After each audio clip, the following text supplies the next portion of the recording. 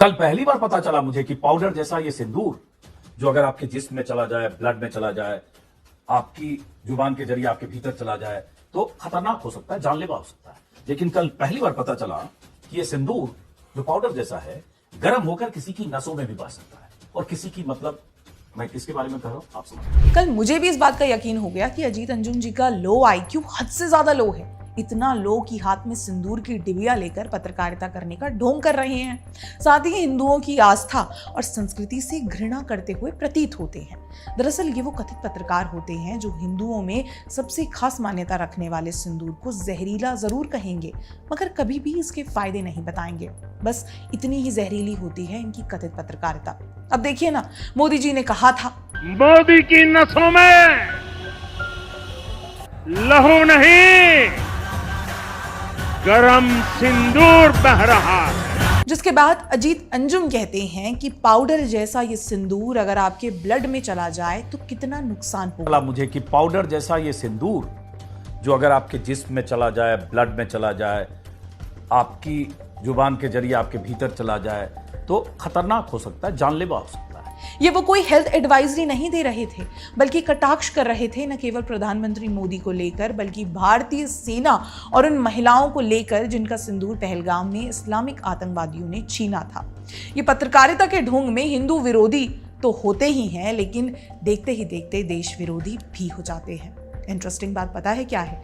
ये अजीत अंजुम जिस सिंदूर का मजाक बना रहे हैं, ये वही सिंदूर है जो बजरंग बली को चढ़ता है। ये वही सिंदूर है जो हर सनातनी महिला का मान है। ऐसे में अगर चमचे बजते हैं तो बजते रहें।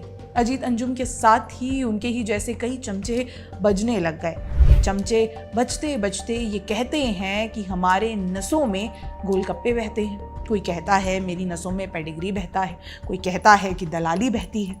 एक ने तो कहा कि हमारी नसों में बिस्किट बहता है।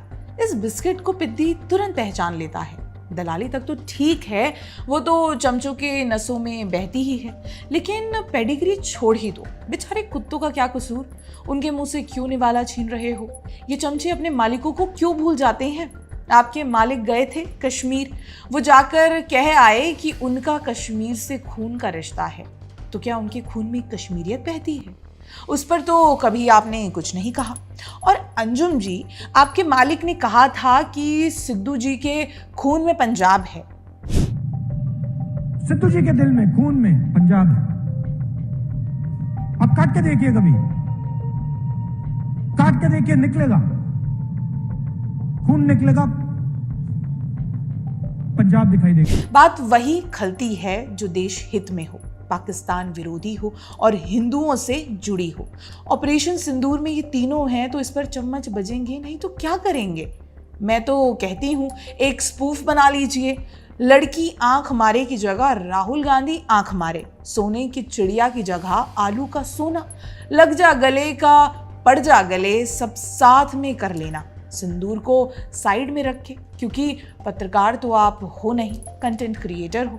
पत्रकार होते तो सिंदूर को टारगेट करने की जगह मुद्दों पर बात करते, सेना की काबिलियत पर शक करने की जगह अपने मालिक की असफलताओं पर कुछ तो बोलते। लेकिन आप पत्रकार थोड़ी हैं, मैं भी क्या बात लेकर बैठ गई।